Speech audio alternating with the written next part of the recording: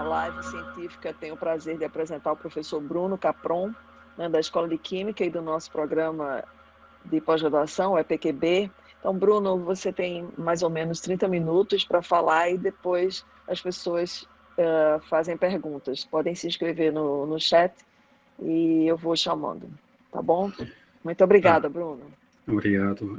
Bom dia a todos. Primeiro, eu achei que era de 30 a 40 minutos, então eu acho que vou estar mais perto dos 40. Espero que não tenha problemas.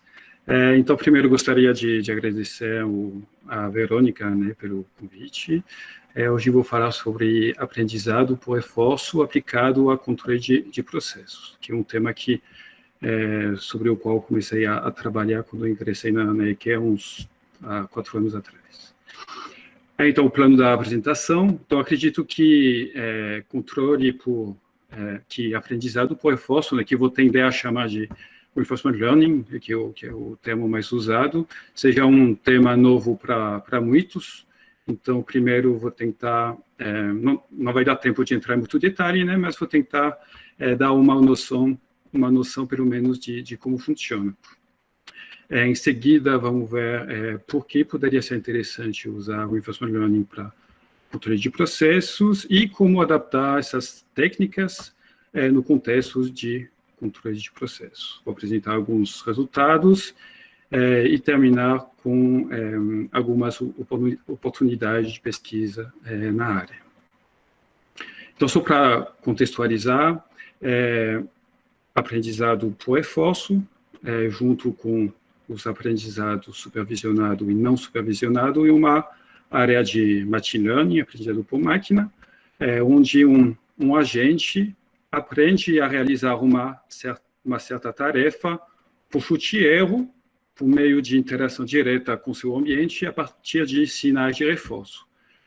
Um pouco como uma criança que aprende a andar. Ela não entende nada de biomecânica humana e aprende andando, a partir dos sinais que recebe do ambiente. Então, por exemplo, os tombos que ela leva e os sorrisos que ela ganha dos pais quando conseguia dar uns passinhos. Ela aprende andando, interagindo com seu ambiente. Então, aprendizado por reforço é um pouco uma mimetização disso, né? Então, aqui eu vou descrever o que é o problema clássico de Reinforcement Learning. Então, já falei, né, que nesse problema, um agente aprende a realizar uma tarefa por chute e erro, a partir de interações diretas com seu ambiente. Então, primeiro vamos descrever como funciona, como pode ser representada essa interação. E como analogia, eu vou usar o jogo de xadrez. Então, vamos assumir aqui, só nesse slide, que o objetivo do agente é aprender a jogar xadrez, a ganhar partidas de xadrez. Então, como vai funcionar essa interação? Então, a cada instante de tempo t, o agente vai observar o estado do ambiente. Então, no instante t, o estado vai ser st. E o estado vai ser um conjunto de variáveis que vão fornecer informações suficientes para que ele possa aprender a realizar a tarefa. No caso do jogo de xadrez, por exemplo, seria a posição de todas as peças no tabuleiro, porque ele precisa desse conhecimento para poder tomar decisão. Então, a partir desse estado, ele implementa uma ação no ambiente, né? Então, no jogo de xadrez seria simplesmente jogar um lance, e, sob o efeito dessa ação, o ambiente que era descrito pelo estado ST evolui para o estado ST+1, que é o estado do ambiente no instante de tempo seguinte. Então, no jogo de xadrez, então, o agente faria um lance, o adversário responderia por outro lance, e o tabuleiro se encontraria em outro estado, né? Então, a nova posição das peças descreveria um novo estado do ambiente. Então, esse novo estado vai ser observado pelo agente e e esse mesmo processo vai poder continuar. Mas o agente também, junto com a observação do novo estado, ele vai receber um sinal de recompensa, esse reward, né, esse RT, né, que vai indicar ao agente o quão bom ele foi ao tomar a ação AT. Então, essa recompensa vai ser uma função do estado no instante T, né, uma função da ação que foi tomada e do novo estado, esse T mais 1. Okay? Por exemplo, no jogo de xadrez, poderia ser os pontos ganhos ou perdidos ao ganhar ou perder uma peça. Por exemplo, se naquela troca de lance com o adversário ele ganha um cavalo, vai ganhar o número de pontos associado ao ganho do cavalo. Eu ouvi uma voz, vocês estão me ouvindo? Tá ok? Eu vou continuar, você me fala. Bom, então, e esse processo é reproduzido de forma interativa, ok? Ou seja, o agente vai aprender jogando, no caso de xadrez, mas vai aprender interagindo com o seu ambiente. E o objetivo no problema de Reinforcement Learning é aprender uma policy, é o termo que é usado, né, na área, que seria, no caso, uma maneira de jogar que vai maximizar a previsão da soma das recompensas no futuro. Okay? No caso determinístico, essa policy, essa maneira de jogar, nada mais seria que uma função que associa um certo estado à ação que deve ser implementada. Okay? Então, essa policy vai me dizer, no jogo de xadrez, dado um estado, dado o estado do tabuleiro, que lance eu vou ter que jogar no tabuleiro. Okay? Então, vai me dar essa informação, e é a decisão que eu vou tomar. Okay? Então, essa é a formulação do problema de Reinforcement Learning. Então, agora a ideia é que, através de um exemplo simples, eu explique como esse problema de Reinforcement Learning pode ser resolvido. Okay? Não vai dar para entrar em muito detalhe, mas vou tentar, pelo menos, dar as noções importantes.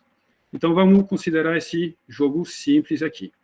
Agora, o objetivo do meu agente, aqui representado em azul, vai ser chegar no estado aqui, representado aqui em verde, no menor número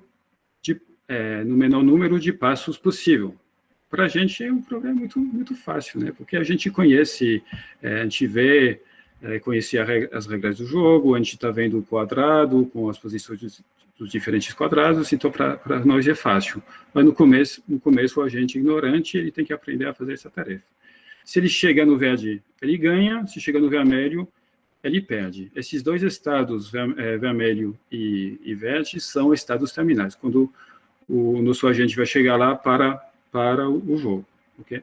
E, bom, então o objetivo é chegar no quadrado verde, mas um objetivo secundário é chegar no menor número de passos possível. Quais são os estados? Okay?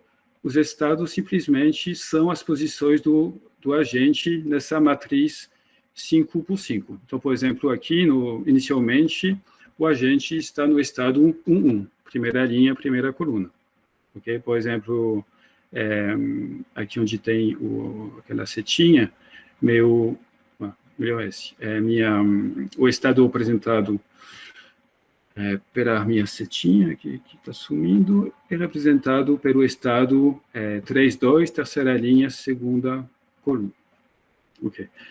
4 ações diferentes podem ser tomadas. Ir para a esquerda, para cima, para baixo ou para a direita. Simples, 4 ações. E eu tenho que definir também uma função de recompensa. Okay? Lembrando que o objetivo para o agente vai ser maximizar a soma dessas recompensas no tempo. Okay? Então, primeiro, para favorecer a chegada no estado verde em relação à chegada no estado vermelho, eu vou atribuir uma recompensa de mais 50 quando uma ação vai fazer que eu chegue no estado verde. Enquanto, quando uma ação vai fazer que eu chegue no estado vermelho aqui, o agente vai ganhar uma recompensa de menos 50. Ok. E por qualquer outra ação, como o objetivo é chegar no estado verde no menor número de passos possíveis, eu vou atribuir como penalidade por qualquer outra ação de menos 0,9. Okay? Então, aqui eu defino o problema de reinforcement learning. Okay? Bom, como vai ser realizado o treino do agente? Ele é realizado em cima de experiências, né? A criança aprende a andar andando, o jogador xadrez, o programa vai aprender a jogar xadrez jogando. Então, da mesma forma, o agente, nesse caso, vai aprender a realizar aquela tarefa então, jogando também. Então, o treino do agente é realizado em cima de experiências de jogo, que a gente vai chamar de episódios, ok? Então, seguindo, dada uma certa policy P, que a gente vai chamar P, que é uma maneira de jogar, né, aquela maneira de jogar inicial do agente, um episódio vai poder ser apresentado pelo seguinte. Então, primeiro, o estado, no instante de tempo, não, o agente, no instante de tempo 1, está no estado S1, representado por 1, primeira linha, primeira coluna. Seguindo sua maneira de jogar, sua policy, ele vai tomar a ação A1, que é a direita. Então, vai chegar no estado S2, representado por 1, 2, primeira linha, segunda coluna, e conforme nossa função de recompensa, como ele não vai chegar nem no estado verde nem no estado vermelho, vai ganhar uma recompensa de menos 0,9. E assim por diante, no estado S2, seguindo sua maneira de jogar, ele vai ir para a direita, vai chegar no estado S3, de novo vai ganhar uma recompensa de menos 0,9, e assim por diante. Eu passo um pouco, né? Mas vai fazer isso até chegar em um dos estados terminais, até o jogo parar, que vai ser a primeira experiência de jogo dele. Okay? Então, aqui, finalmente, ele, do estado 7 para o estado 8, ele chega no estado vermelho, no estado terminal, então para o jogo, okay? E como chega no estado em vermelho, né, ele consegue uma recompensa imediata de menos 50. Okay? Seguindo essa mesma policy, essa mesma maneira de jogar, por exemplo, poderia ser uma maneira randômica de jogar, né? Cada ação tem a mesma chance de acontecer, e a gente poderia ter um outro episódio. Okay? De novo, ele sai do estado inicial, de novo vai tomar essa ação à direita, só que dessa vez ele vai para baixo, vai continuar indo para baixo, e até, depois para a direita, até chegar no estado verde. Claro que é um exemplo simplificado, né? Em geral tem muito mais etapas, né? Só que fica mais fácil para fazer a apresentação, mostrar episódios bem simples. Mas, enfim, são episódios que poderiam acontecer. Ok, só que as recompensas imediatas não me interessam diretamente. A gente viu que o objetivo do agente é maximizar a soma das recompensas no tempo. Okay? Então, eu preciso...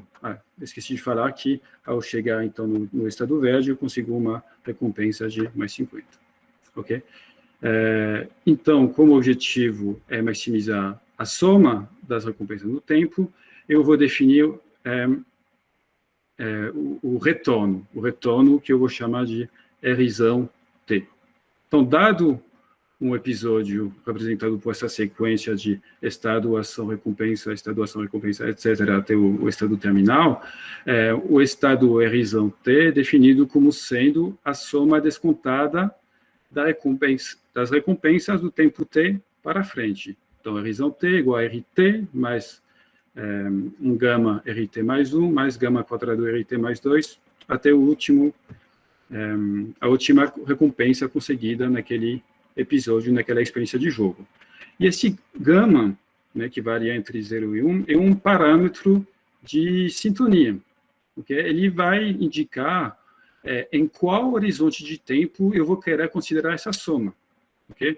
Por exemplo, se gama igual a 0, significa que o que eu vou querer maximizar vai ser a recompensa imediata. Então, voltando para o jogo de xadrez, significaria, por exemplo, maximizar o número de pontos que eu vou querer ganhar em cada passo, em cada lance.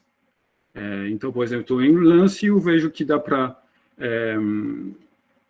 pegar a dama, que é a peça mais valiosa, eu vou pegar aquela peça porque vai maximizar a minha recompensa imediata. Se gama igual a 0.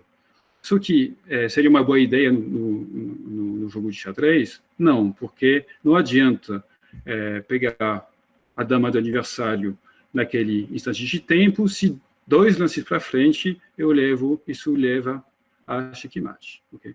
Então, no jogo de xadrez, por exemplo, eu teria que ver muito mais para frente. Okay? Então, um gama de 0 não seria eficiente. Então, é um parâmetro de sintonia que permite variar o horizonte de tempo em que eu vou querer considerar a soma das minhas recompensas. Okay? Então, retomando nosso exemplo, nosso grid world, então eu tenho que o retorno no instante 1 vai ser R1, mais R2, mais R3, etc., até R7, vai me dar, tem 6 passos que não levam a estados terminais, mais a recompensa chegando no estado terminal, então eu tenho menos 50 mais 6 vezes aquela penalidade de menos 0,9, então isso me dá menos 55,4. Okay? Então, o R2, o retorno no instante 2, é R2, mais R3, mais R4 até 7, e eu vou calcular o retorno e vai me dar menos 54,5, e assim por diante, até o Rzão 7, que é igual a recompensa imediata R7, que vai me dar menos 50. Okay? Então, eu posso fazer isso para o meu primeiro episódio e para o segundo episódio. Okay? Anotar que, no caso, como eu cheguei no segundo episódio, como eu cheguei no estado verde, eu tenho retornos positivos, enquanto no episódio 1, quando eu cheguei aonde eu não devo chegar, eu consigo um retorno negativo. Okay? Então, o agente considera esses retornos para tomar essa decisão. Voltando de novo para o episódio 1. Okay? Vamos considerar o primeiro estado e a primeira ação. Então, a gente vê que nesse primeiro estado, indo para a direita, eu consegui um retorno de menos 55,4. Já no episódio 2, no mesmo estado, tomando a mesma ação, eu consegui um retorno de mais 43,7. Mas e aí? Como que meu agente vai saber se essa ação de à direita no estado S1 foi boa ou ruim? Então, uma vez consegui um retorno alto, positivo, e outra vez um retorno negativo. Então, acho que dá para sentir que só ter 2 episódios não é suficiente para ele avaliar essa ação naquele estado S1. Precisa de mais experiências de jogo para ele poder fazer essa avaliação. Okay? Então, o que vai me interessar vai ser a média, dado um estado, dada uma ação naquele estado, o que vai me interessar vai ser a média dos retornos que vão ser seguidos, que vão ser conseguidos nesse estado tomando aquela ação. Okay? É por isso que vou definir agora a função de valor Q. essa função de valor Q vai ser o retorno esperado, que é a esperança do retorno, dado um certo estado, S, e dada uma ação A, seguindo uma determinada policy, que no nosso caso é uma maneira de jogar. Ok? Então, a gente vai chamar essa função a função de valor, que me diz, dado um estado, dada uma ação, qual vai ser o retorno esperado que eu vou obter. Okay? Praticamente, essa função de valor, ela vai poder ser estimada, como a gente viu anteriormente, eu espero ter dado a intuição, ela vai ser estimada como sendo a média dos retornos conseguidos no estado S, tomando a ação A nos diferentes episódios de treino. E claro que, quanto maior o número de episódios, melhor vai ser a estimação.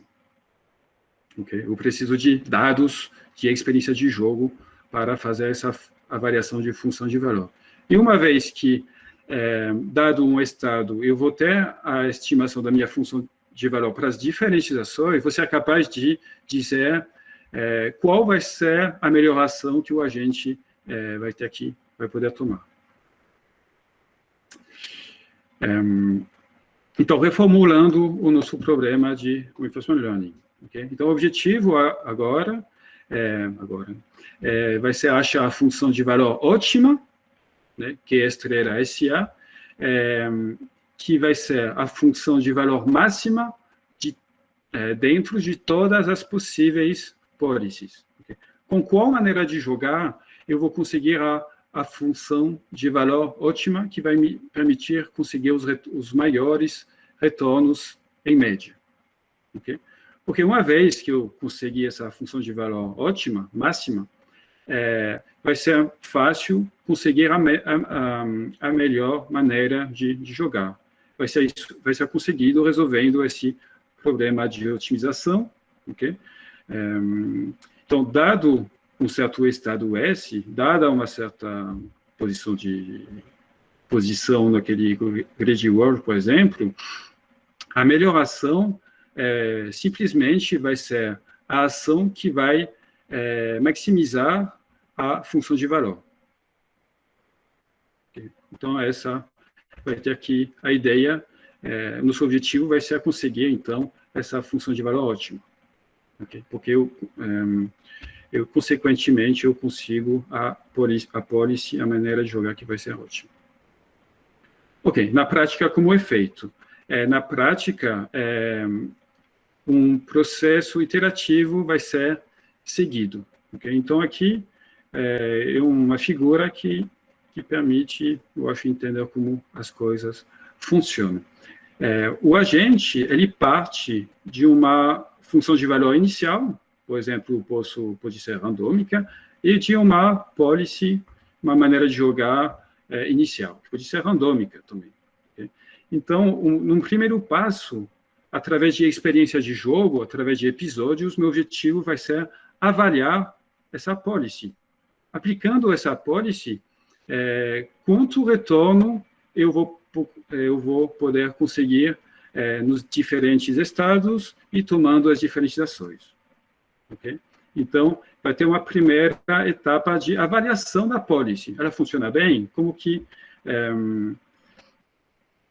Como ela funciona?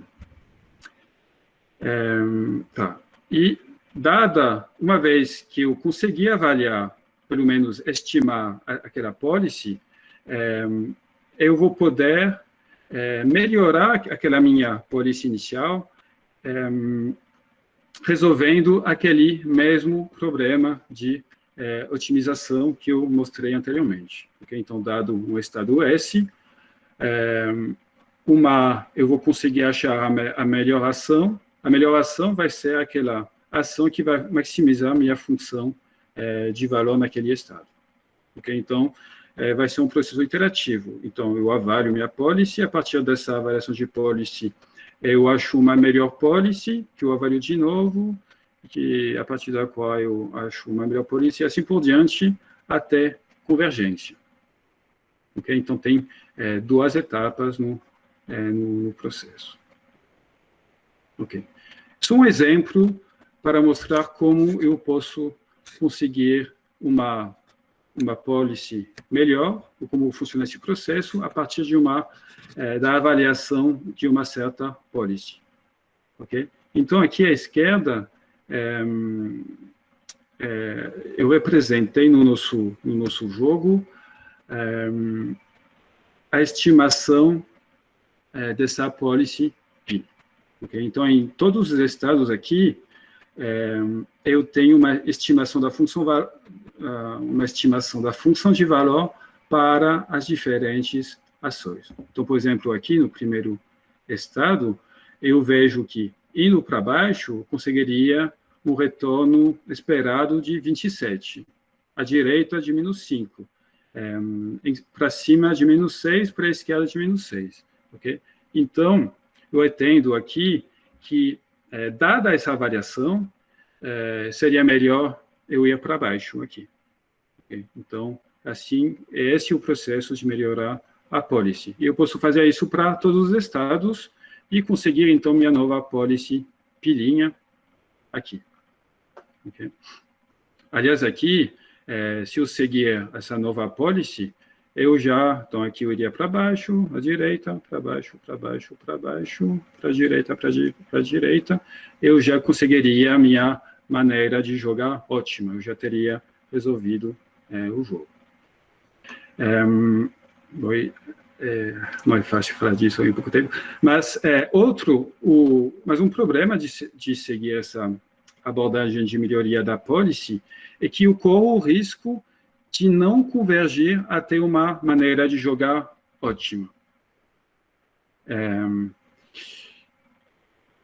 E, para evitar isso, é importante introduzir o conceito de exploração. Uma analogia aqui legal que eu encontrei no curso online é a seguinte: todos nós temos um restaurante preferido, ou tínhamos, né, infelizmente, no Rio. Né? Então, eu sei que cada vez que eu vou ir nesse restaurante, eu vou estar satisfeito, vou gostar do atendimento, da comida, etc. Mas como que eu posso, se eu não explorar os outros restaurantes da cidade, como que eu vou garantir que eu não vou ter uma melhor experiência em outro lugar?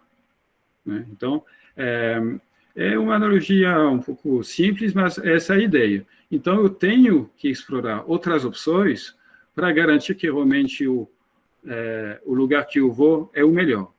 Né? Então, é a mesma coisa no caso de Reinforcement Learning, eu tenho explorar de forma mínima o ambiente para que eu possa garantir que eu vou chegar numa policy ótima.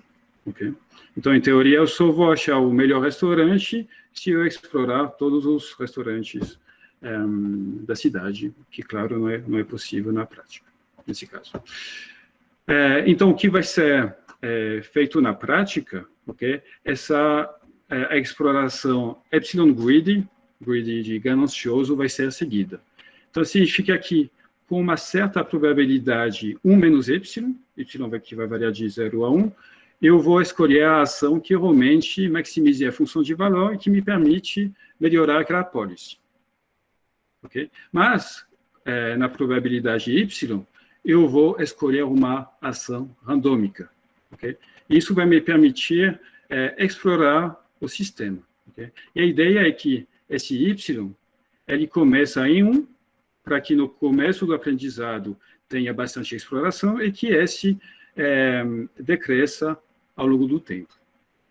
Mas esse é um mecanismo implementado, um dos mecanismos que podem ser implementados para garantir a exploração do sistema e convergir até a policy ótima. Então, voltando, vamos ver agora, vamos ver o nosso agente aprendendo ao longo dos episódios. Okay? Então, Só que,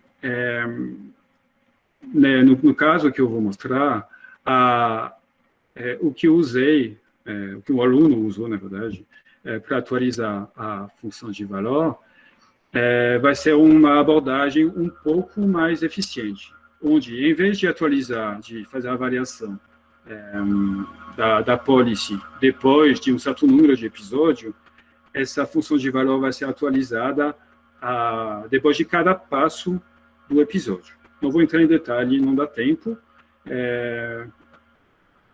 mas isso é baseado no princípio de optimalidade do Bell. Mas, enfim, a melhoria da policy vai ser feita seguindo aquela abordagem Y-Grid, então, garantindo uma exploração do sistema. Então, vamos ver como isso acontece. Então, aqui um exemplo. Então, dá para ver que, no começo, o nosso agente, ele percorre. Ele tem, no começo, uma policy randômica, né? Então, ele percorre o sistema e dá para ver que, ao longo do tempo, eu vou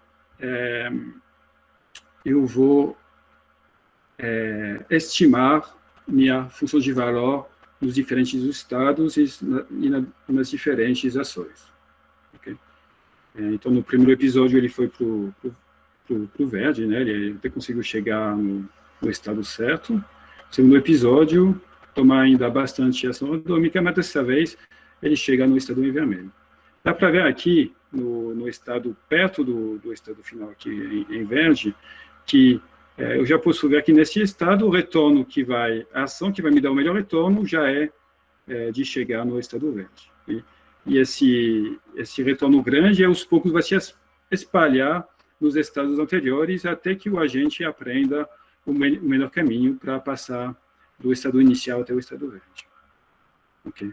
Bom, e assim por diante, né? Então, ele aprende jogando e, aos poucos, eu vou conseguir uma avaliação cada vez melhor da minha função de valor nos diferentes estados, diferentes ações. Okay? Mas sempre tem uma parte exploratória, né? Ele ainda toma bastante ação randômica. No episódio 10, ele já consegue chegar no estado verde no menor número de passos possíveis. Ok? Então, aqui no episódio 15. No episódio 15, facilmente dá para ver que a estimação das funções de valor já permite colocar em evidência a sequência de ação ótima. Né? Então, no primeiro estado aqui, eu entendo que vou conseguir o melhor retorno indo para baixo. No estado seguinte, eu entendo que ele entende que tem que ir para a direita, depois para baixo, para baixo, para baixo, para a direita, para a direita, para a direita, até chegar no quadrado verde. Okay? Então, na verdade, em menos de 15 episódios, né, em menos de 15 experiências de treino, ele conseguiu ganhar do jogo. Bom, isso eu tentei apresentar os conceitos atrás do problema de reinforcement learning, da sua resolução, mas eu não podia entrar em muitos detalhes. Então, agora, a segunda parte da apresentação. Então, por que poderia ser interessante usar as técnicas de reinforcement learning para controle de processo? Então, primeiro, tem aplicações muito bem sucedidas em muitas áreas. No jogo de jogos complexos, xadrez, no jogo de Go, eu recomendo assistir no YouTube ou na Netflix o documentário AlphaGo, onde que mostra que a Google DeepMind desenvolveu um programa capaz de ganhar dos melhores jogadores de Go do mundo, que até então nunca tinha sido feito. É muito legal esse documentário. Tem aplicações bem-sucedidas também no desenvolvimento de veículos autônomos, né, carro, até que a Universidade de Stanford desenvolveu um programa que consegue fazer aquilo que o helicóptero faça figuras acrobáticas. em robótica, então, por que não em controle de processo? Além disso, sistemas de automação e aquisição de dados têm crescido em uso na indústria de processos nas últimas décadas, e conseguir dados está se tornando cada vez mais barato e simples. E, além disso, tem meio que um boom na área, né? Tem cada vez mais publicações de aplicações de controle de processos baseadas em Reinforcement Learning. Em um dos mais importantes congressos de controle, tem até uma sessão chamada de Machine Learning Meets Model-Based Control, onde vários trabalhos discutem a aplicação de técnicas de Reinforcement Learning para controle de processos. Ok.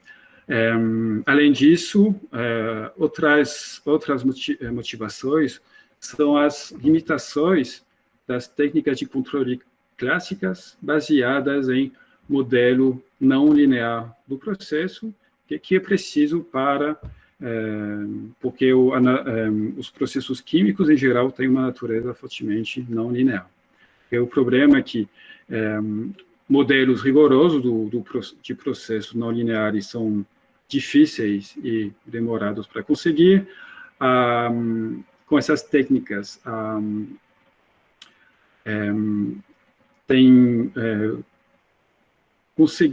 tem um alto custo computacional associado à computação online das ações de controle, e, pelos processos se degradarem no tempo, a necessidade de uma reidentificação periódica do modelo, que não sei se é realmente feito na prática. Tanto que, na prática, modelos, técnicas de controle de processos baseadas em modelos não lineares ainda são as mais usadas na prática. Ok. Outra motivação, então, seria as características interessantes de um controle baseado em Reinforcement Learning. Um modelo rigoroso não é necessário, pode ser usado, mas não é necessário. O controlador pode ser pré-treinado a partir de dados da planta, ou simulações baseadas em até modelos mais simples. Porque uma característica interessante também é que essas técnicas baseadas em Reinforcement Learning são adaptativas. Okay? O controlador pode continuar aprendendo com a integração de novos dados de processos. Okay? Então, é uma técnica naturalmente adaptativa. Além disso, a gente vai ver que, por construção,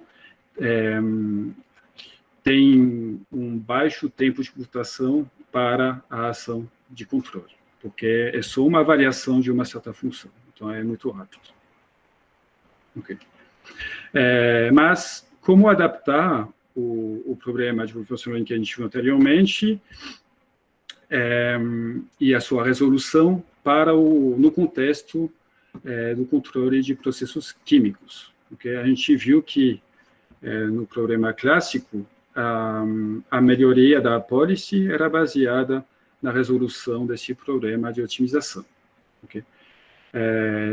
E até agora a gente só considerou ações discretas, um número finito de ações, e estados discretos também, um número finito de estados. Okay? Então, nesse caso, dado um certo estado, achar a ação que maximize a função de valor é uma tarefa fácil, porque é só achar o maior valor dentro de um conjunto finito de valores.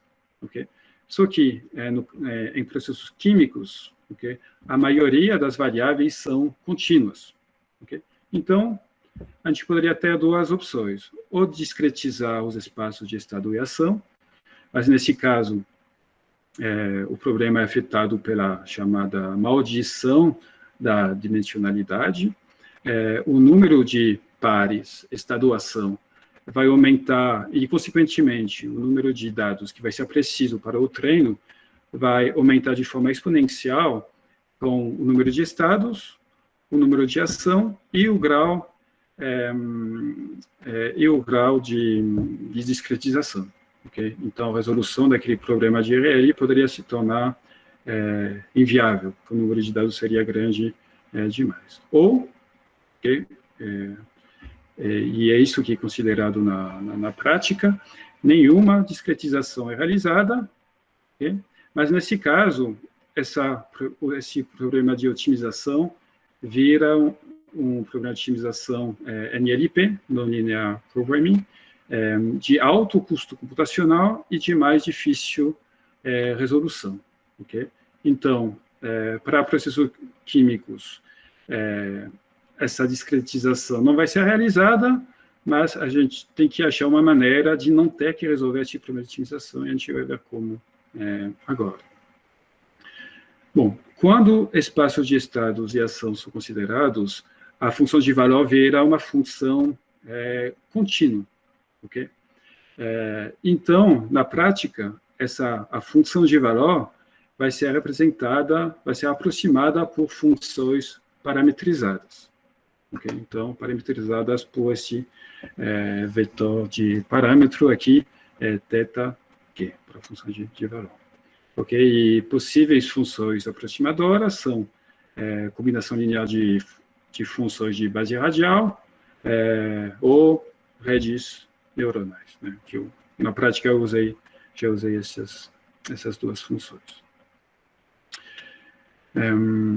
Bom, então, o objetivo agora, em vez de achar a função de valor ótima, vai ser achar o vetor de parâmetros ótimo. Okay. Então, o que eu faço com esse problema de otimização? Eu não quero ter que resolver esse problema de otimização, então eu vou usar o algoritmo Actor-Critic, que é o nome usado, então, ali permite o uso de espaços de estado e ação contínuos e vai permitir evitar a resolução desse problema de otimização difícil de resolver e com alto custo computacional. O que vai ser feito é que, como a função de valor, a policy também vai ser representada por uma função parametrizada, rede neuronal, combinação linear de funções de base radial, por exemplo. Okay. Então, a policy vai ser melhorada através da atualização do seu vetor de parâmetros, θ-π, pelo método do gradiente descendente. Enfim. Como no caso, como para o problema de reinforcement learning clássico, vai ser um processo iterativo, onde cada um sua vez, o ator vai ser responsável pela melhoria da policy, e o critic vai ser responsável pela avaliação da função de valor. Então, seguindo a mesma ideia. Okay? Bom, já que eu não tenho todo o tempo que eu pensava que eu ia ter, isso seria como funciona em mais detalhe, mas eu vou passar esse slide. Mas essa é a ideia, né? A ideia era mostrar como o problema clássico podia ser adaptado para problemas contínuos, que é o caso para processos químicos. Tem barulho aí?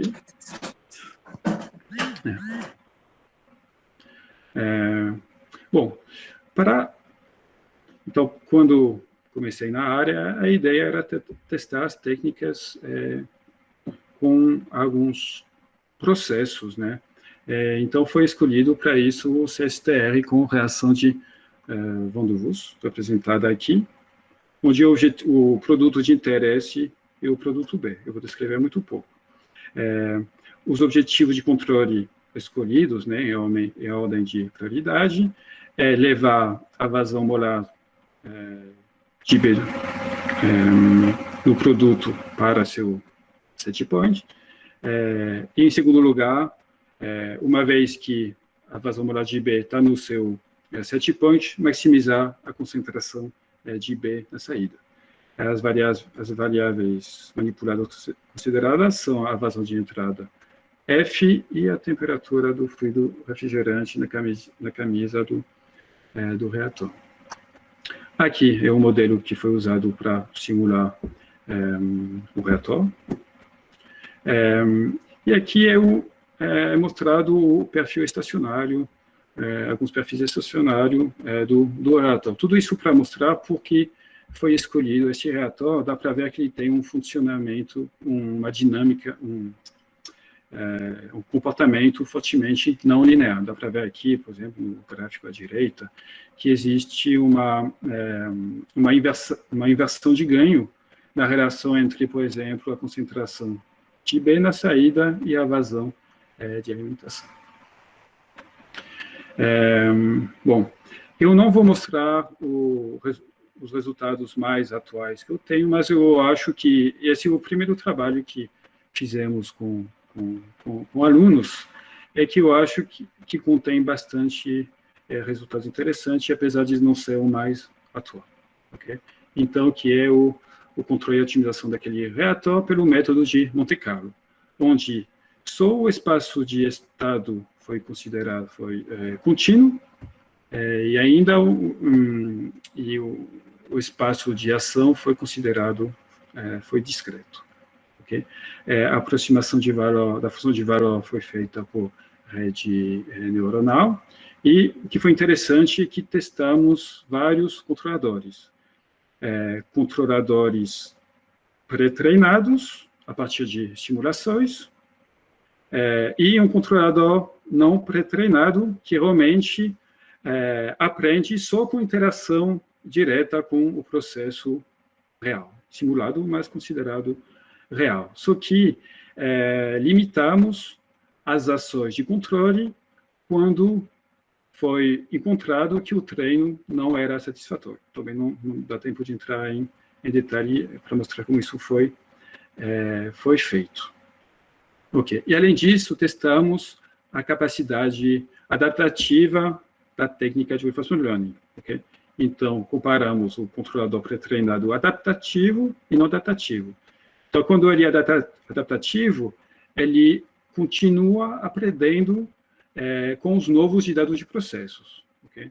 Então, a ideia é ver se, implementando distúrbios não medidos, o controlador vai conseguir se adaptar e manter os objetivos de controle. Okay? E os resultados foram comparados com o MPC baseado em modelo linear e não linear. Então, o estado considerado vou passar rápido, né? Uma concentração de A, de B na saída, no reator, na verdade, a temperatura no reator, as variáveis manipuladas, a ação,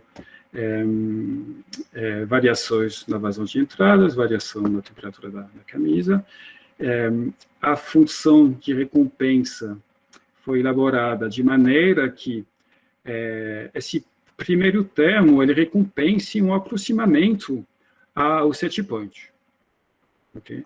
E de forma que e o segundo termo foi elaborado de forma que, uma vez FB perto do seu set point, eu recompense um aumento de CB, né, com o objetivo de maximizar a concentração de B. Aqui foram os dados considerados no pré-treino, né, os dados para simular o treino dos controladores. Então, o set point foi fixado em 2.000 mol por hora, tempo de amostragem 0,01 hora. 2 casos foram considerados. Então, o primeiro caso sem distúrbio, e um segundo caso em que um distúrbio não medido porque o TI, na temperatura de alimentação do reator, não está considerada no estado. Então, é uma informação que o meu controlador não viu no treino. Okay? Então, passar a temperatura de alimentação de 110 a 90 graus não foi visto no treino. Né? Então, isso faz que um distúrbio não é medido para ele. A ideia é ver como, no modo adaptativo, para ver se realmente consegue se adaptar a esse distúrbio não medido. Aqui são as considerações, as condições iniciais consideradas para os dois casos. Tá, então aqui é o primeiro caso, não sei se dá para ver muito bem, espero que sim, peguei do trabalho. Em linha mais clarinhas, né, tem as respostas dos controladores, as respostas de FB, né, para os 4 controladores aqui. Em linha mais escura, tem a evolução de CB. Né. Bom, e aqui são comparados as performances do controlador MPC, MPC não linear, MPC linear, do controlador baseado em Reinforcement Learning não pré-treinado, né, só com interação direta com o processo, e pré-treinado. Bom, primeiro dá para ver que essa linha aqui, que por usar o modelo linear para predição, o controlador MPC não foi capaz de levar o FB para seu set point e de levar CB para seu máximo, mas isso era esperado. Enquanto os 3 outros controladores conseguiram, né, os 3 levaram FB para o set point e levaram a concentração para seu máximo aqui. O que é interessante notar é que o controlador NMPC e o controlador baseado em RL pré-treinado realmente tem respostas similares, okay? O que mostra o potencial do controlador baseado em Reinforcement Learning. Mas o que foi interessante também foi que o controlador que não foi pré-treinado a partir de simulação, ele também consegue atingir os objetivos, aqui para o FB, de forma muito mais lenta.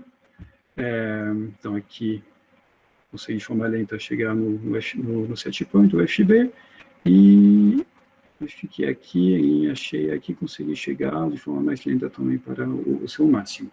E isso foi feito de forma segura, isso que é interessante, porque é claro que pode ser perigoso, né, colocar um controlador totalmente ignorante,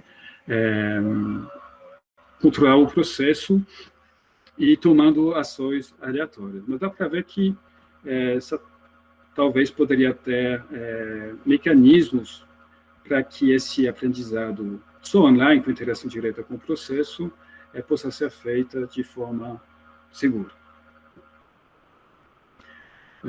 Então, no segundo caso só foram comparados as respostas dos controladores baseados em RL. Okay? Então, no tempo t igual a 60 horas, aquele distúrbio foi implementado, okay? E o que é interessante ver é que o controlador treinado, mas não adaptativo, que não se adapta com novos dados de processos, se perdeu. Okay?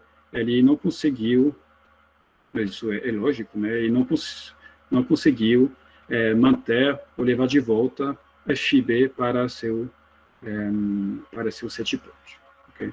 E nem conseguiu maximizar o CB.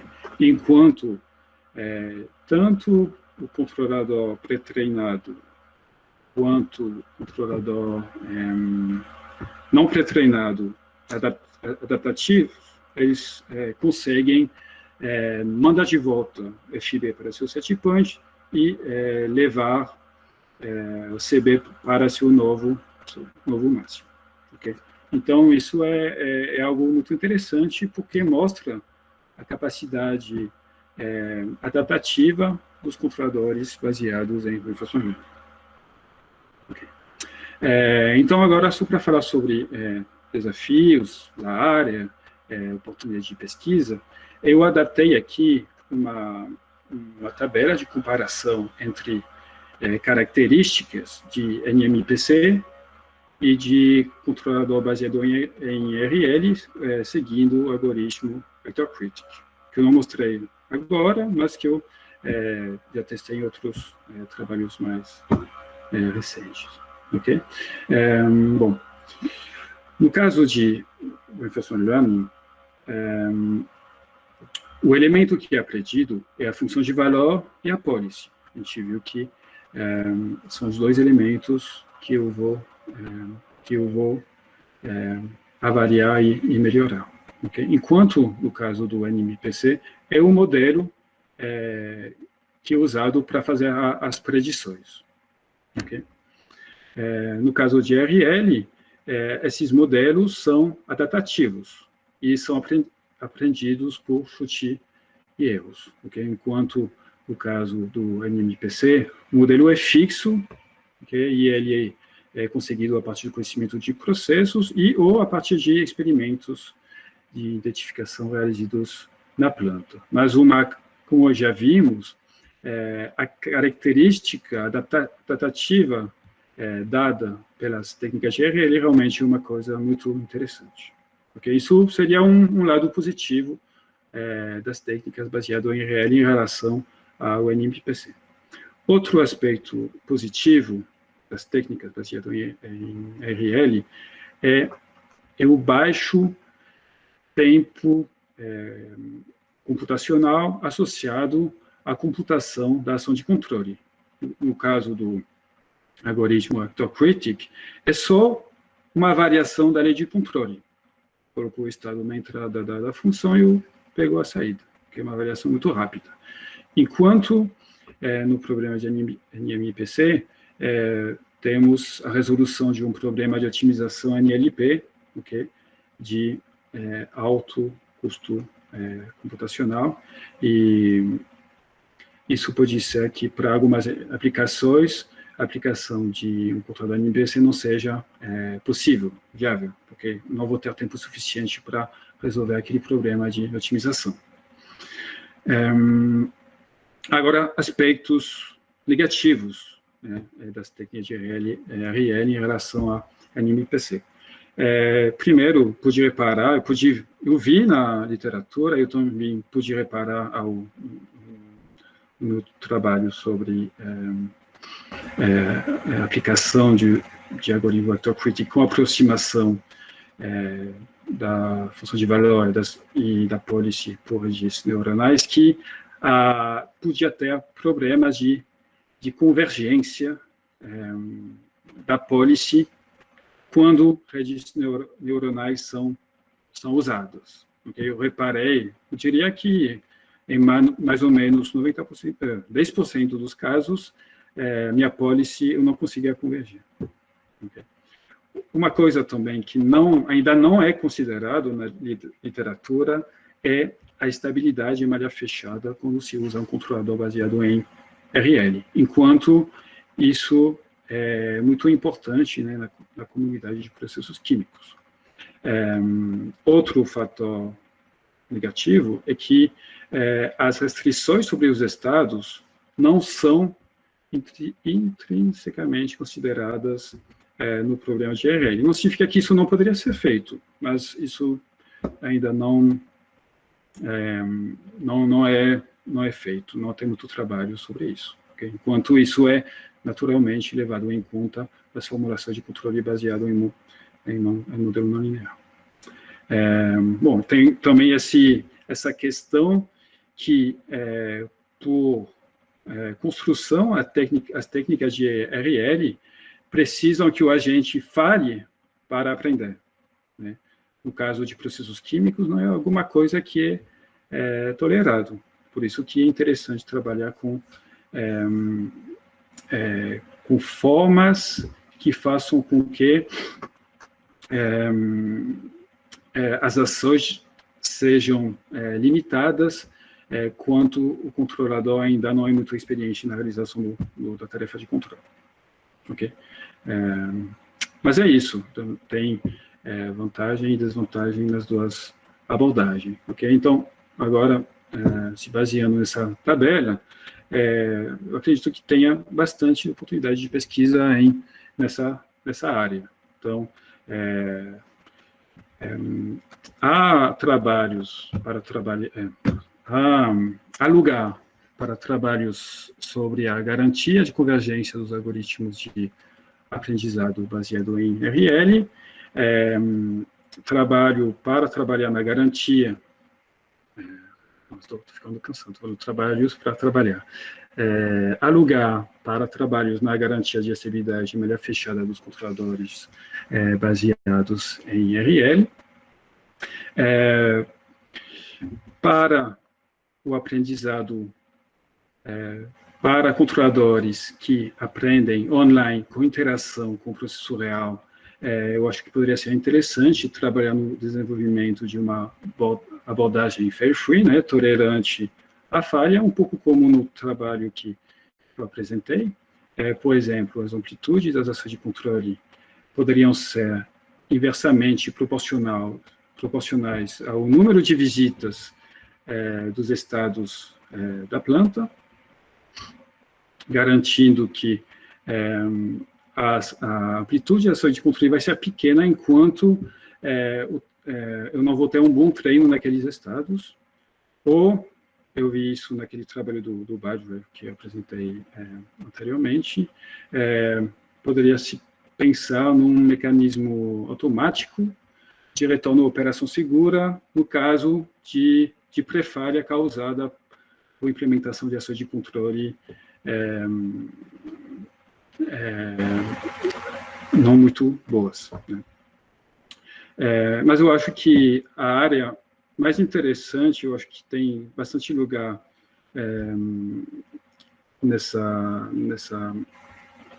tem bastante lugar para pesquisa na integração entre RL e MPC, porque, de uma certa forma, essas duas metodologias são complementares, né?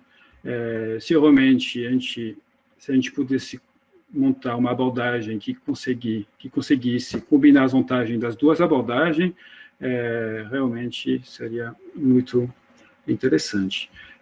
Alguns trabalhos foram feitos nessa área, mas só foram primeiros passivos, então acredito que tenha muita coisa para fazer nessa área. E, por fim, acho que seria interessante testar essas diferentes estratégias num processo real, começando com processos muito seguros, como controle de tanque de nível, né? Eu acho que seria interessante ver como isso poderia funcionar na prática. Acho que é isso, vou terminar aqui a apresentação, eu espero que não durei demais. De qualquer forma, não consigo falar muito mais tempo assim, que eu canso rápido, né, falando em português assim. Eu agradeço a presença, a atenção de todos, espero que pessoas possam se interessar no tema. É um tema interessante, eu acho, né? Eu acho que tem bastante coisas para fazer, né? Se tiver interesse, não hesitem em entrar em contato. Mas é isso, obrigado. E eu vou responder agora as suas dúvidas. Obrigada, Bruno. Obrigada. A palestra foi ótima. Só faltou um controlador chamado tempo. O controlador chamado tempo, não, o controlador de tempo. Foi apenas o dobro. Eu falei muito, nossa. Foi mal. Nossa, foi mal. Foi mal, gente. Não, tudo bem. Eu tentei enxugar e como eu queria mostrar como funcionava, e eu reclamo dos alunos que eles demoram às vezes demais. Bom. Não, é que tem um controlador chamado relógio que é mais barato do que qualquer um, mas tudo bem. Não, foi não, Bruno, foi ótimo, não tem problema, ninguém reclamou, tá ótimo. Então, olha só, tem aqui... eu vou passar a palavra para quem está perguntando aqui um bocado. Agora tem um menino que é uma pergunta mais rápida. Como fazemos para conseguir o slide da apresentação? Olha só, a live vai ficar disponível no YouTube, aqui no canal YouTube do EPQB. E como eu digo sempre, se você se inscrever e tocar lá no sino, toda vez que a gente publicar algo, você vai receber um e-mail com a notificação que algo foi publicado, tá bom? Então, Bruno, aí, parabéns, está todo mundo aqui elogiando. Agora, tem uma pessoa que quer fazer várias perguntas. Várias? Eu não sei Nossa. se a pronúncia... então, depois tem outro aqui. Pô, é só internacional que está dando aqui, tá? Então, tem o primeiro, eu não sei se a pronúncia é laser ou laser, então, por favor. Depois tem um outro aqui que, meu Deus, não vou nem arriscar pronunciar. Depois ele mesmo vai ser, vai falar. Então, por favor, eu só queria que confirmasse a pronúncia do seu nome. Laser ou laser?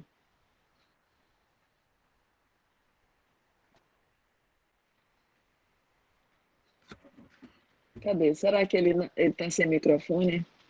Microfone desabilitado. Danou-se. Então, peraí que eu vou resgatar as perguntas dele aqui. Foram muitas.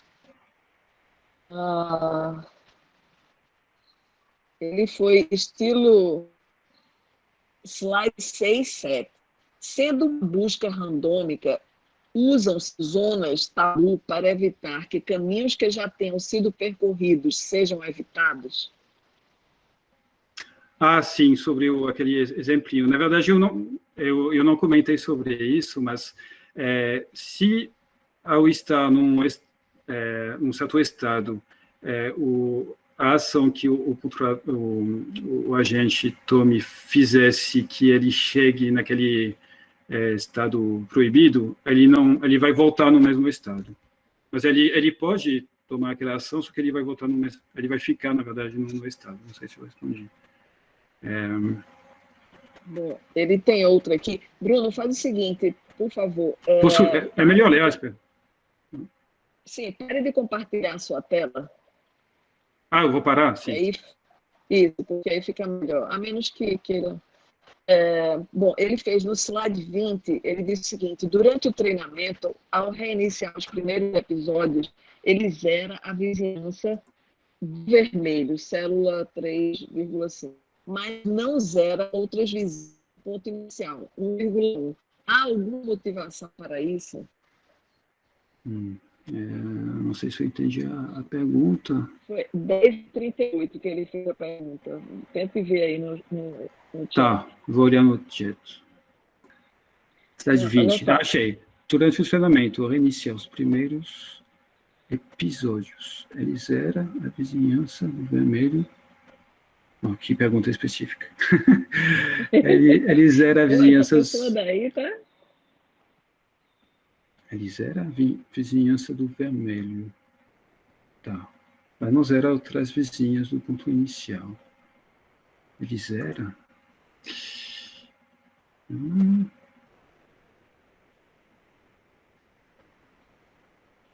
Ele está dizendo aqui, quando você mostra a animação, note que ao reiniciar, ele zera algumas células. Tá, então aí naquele episódio 2, eu não vi zerar, não, o aprendizado. Eu acho que ele zera, parece que zera porque no final do GIF, ele retoma a posição inicial. Né, antes do começo do episódio, então acho que isso confundiu, talvez. Que ele voltou para a situação antes do episódio 2 rodar.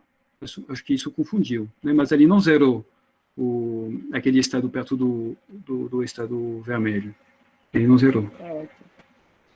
A outra pergunta, não sei se você está vendo aí, considerando uma busca randômica, não ficou claro como o tempo computacional é considerado pequeno. Isso pode ser real para processos químicos que usualmente são lentos, mas é possível generalizar este conceito? Ou seja, isso é válido para qualquer caso?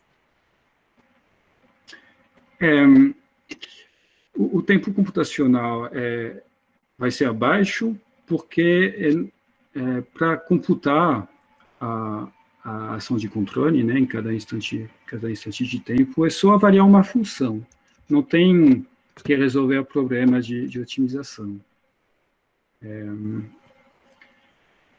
Por exemplo, no caso de controle NMPC, a cada instante de tempo tem que resolver um problema de otimização de alto custo computacional. Não sei se isso respondi, mas eu não entendo porque considerando uma busca randômica não fica claro como tempo como sendo considerado pequeno. Bruno, eu acho que ele deve estar falando em relação à etapa de treinamento. Né? Para o treinamento. Não, não estou falando da etapa de treinamento.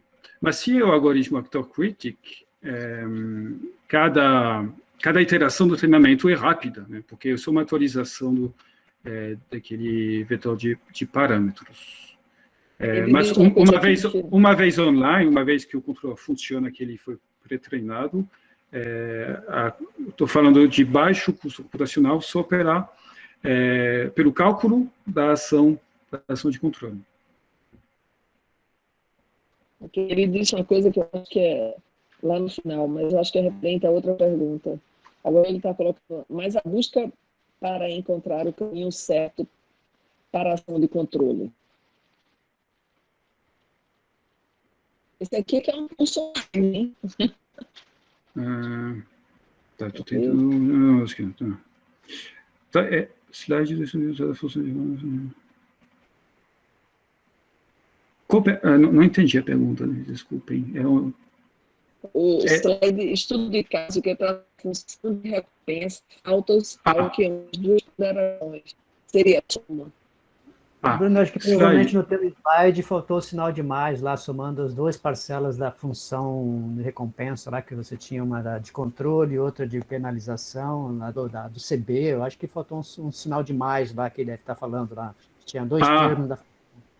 Mas é um problema ainda do slide lá, acho que faltou um sinal de mais. Isso é bem possível que tenha else, sim.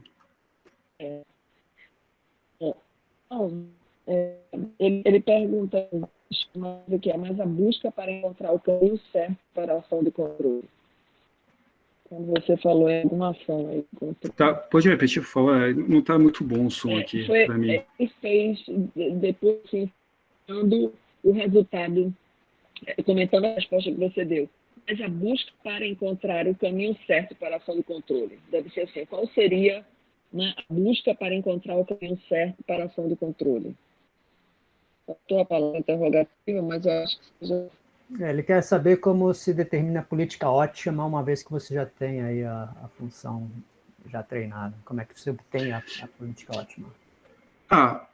Uma vez que eu tenho... Bom, não sei se vai ser a política ótima, mas uma vez que é treinado, eu vou usar aquela função pi, né? Aquela função, a função pi, ela recebe o estado, seria o estado da planta, e ela fornece a ação que vai ser implementada.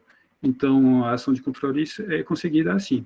Uma avaliação da função pi naquele estado atual, né? Naquele instante de tempo da planta. Bom, ele perguntou alguma referência básica para a introdução de Reinforced Learning? Sim, é o livro do Sutton e Busonio.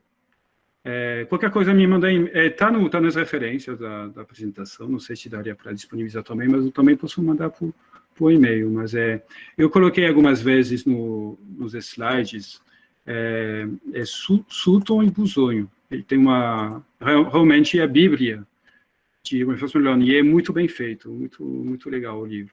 Eu recomendo também, tem um curso online do David Silver, inclusive ele hoje em dia trabalha na Google DeepMind, um chefe de projeto lá, e ele dá um curso muito bem feito na internet, um curso que eu passo para os meus alunos estudarem. David Silva, posso escrever no chat. Mas qualquer coisa me manda e-mail que eu passo as referências. Meu e-mail bruno@zq, etc. Obrigada. Agora tem Márcio Nelly. Opa, bom dia. Parabéns, bom dia. Bruno, pela apresentação. Gostei muito do formato, assim, a introdução. Pelo menos para mim foi muito bom, que sou praticamente cego aí nessa área, então clareou bastante. Eu queria fazer uma pergunta filosófica, assim, para onde é que você acredita que vai a inteligência artificial na engenharia química? Eu não sei, eu acho que o professor Argemiro, que está aqui, também não vai concordar comigo. Eu acho que só pode ser um complemento às técnicas baseadas em modelo existente, né? Eu esqueci de comentar durante a apresentação, ainda bem, né, que essa é mais longa ainda, que com todos os modelos que a gente tem uma certa informação sobre os processos, né? Então, eu acho que uma pena, né, só usar dados sem considerar os modelos que existem na literatura, né, que existem. Então, eu acho interessante realmente juntar as duas abordagens, mas eu acho que tem futuro, sim, mas em complemento às técnicas baseadas em modelo.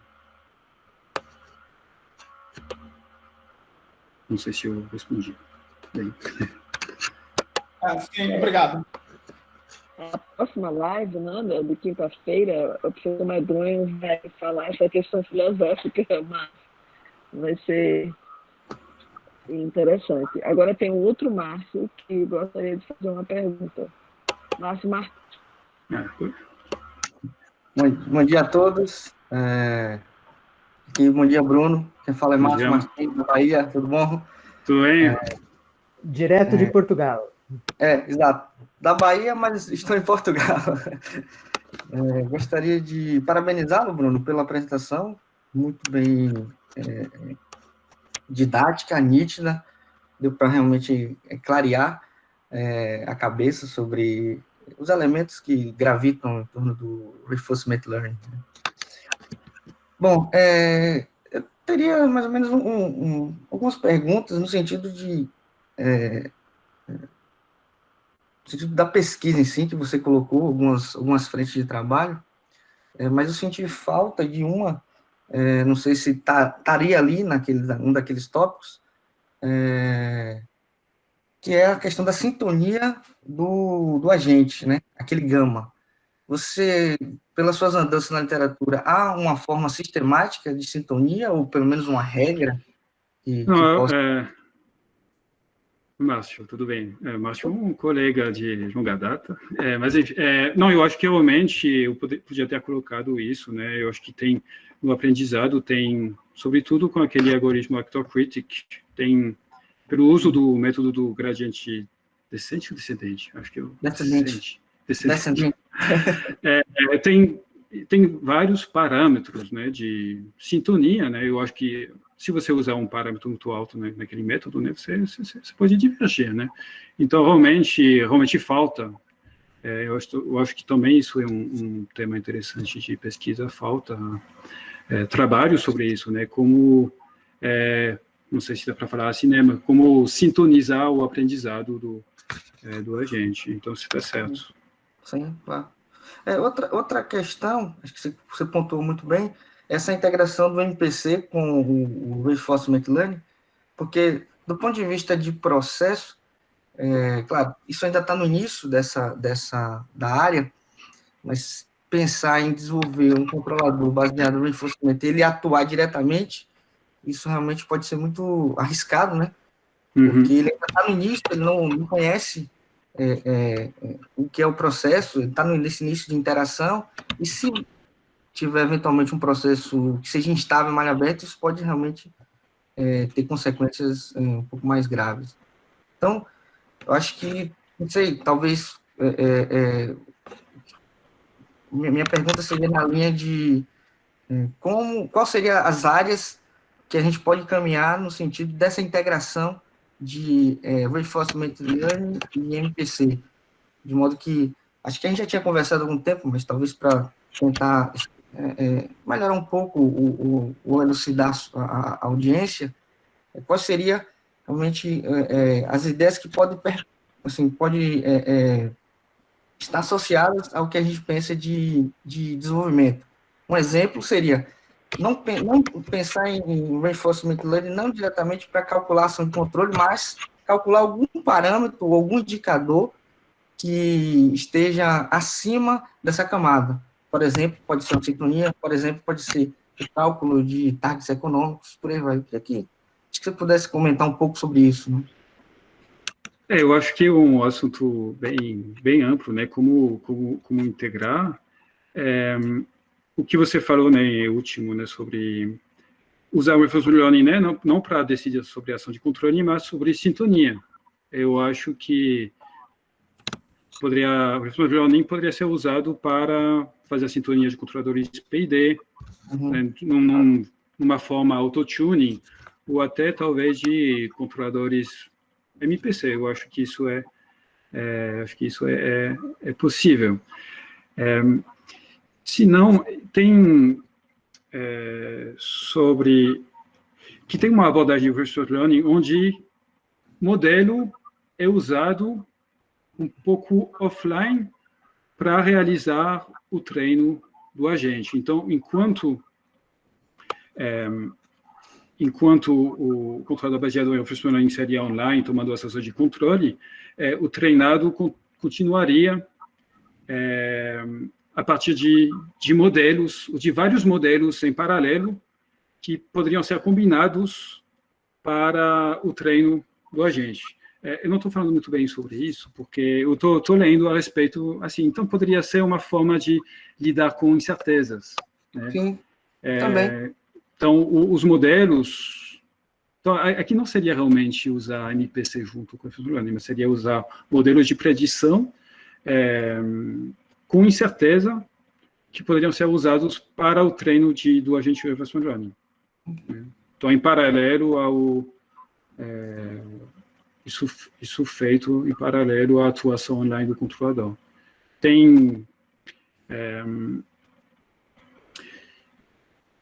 Mas eu acho que, de qualquer forma, o modelo pode ser usado para o treino, né, a partir de simulações. E depois, quando é bem treinado, colocar online.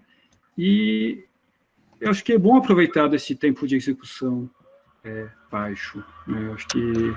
Mas tem umas abordagens dual, MPC-RL, eu li um pouco a respeito, né, geralmente são combinadas, mas, na verdade, eu queria passar mais tempo lendo, né, antes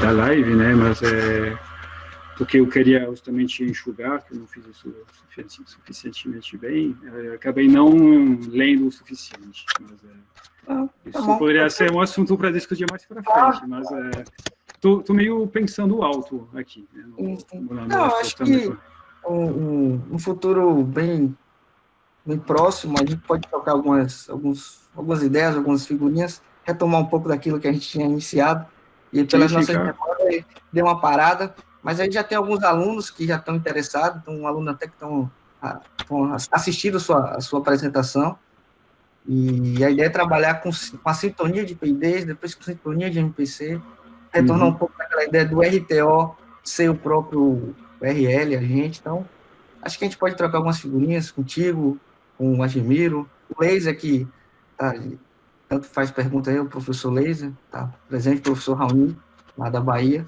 Eu acho que no futuro bem próximo a gente pode fazer uma interação mais acalorada. Obrigado. Não, claro, seria ótimo. Valeu, Márcio.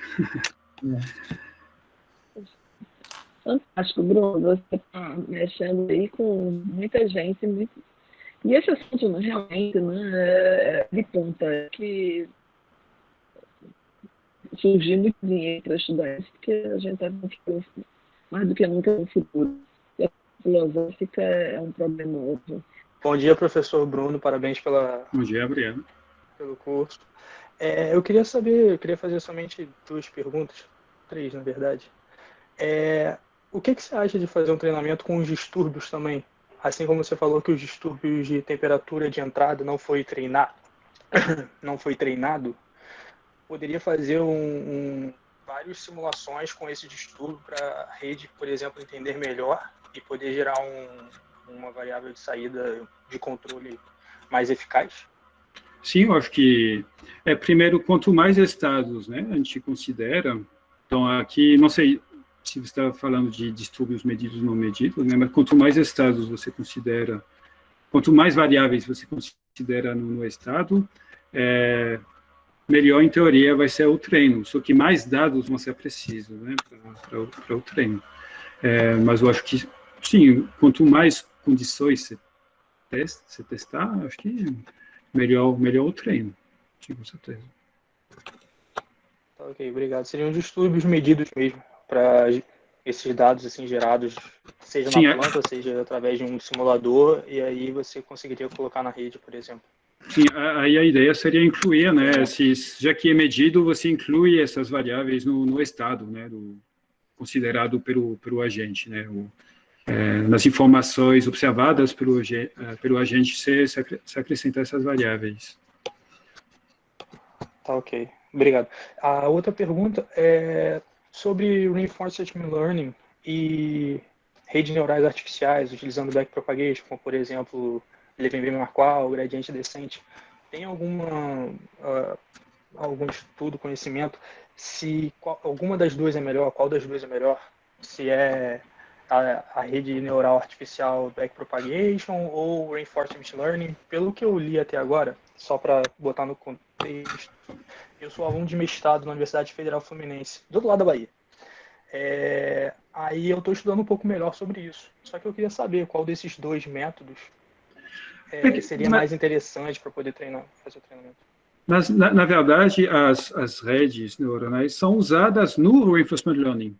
Então, não sei se eu entendi bem a pergunta, mas não são coisas dissociadas. As redes neuronais podem ser usadas para modelar tanto a função de valor, aquela função Q, e a policy. Sim, mas não são coisas diferentes. O Reinforcement Learning é mais um feedback e o feed forward backpropagation é mais feed forward. São métodos semelhantes, mas eles têm algumas diferenças na questão da matemática lá para calcular o output, ou não. Eles são coisas que se complementam.